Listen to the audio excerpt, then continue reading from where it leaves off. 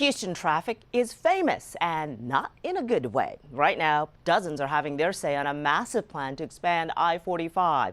The Houston-Galveston Area Council is considering a $100 million match for one segment of the multi-billion-dollar project. It would widen portions of the interstate and redo the 610 interchange, impacting several other highways, all to reduce congestion and improve traffic flow. But the expansion also means taking out homes and businesses. Mattress Mack McIngvale is a critic. Now his store fronts I-45.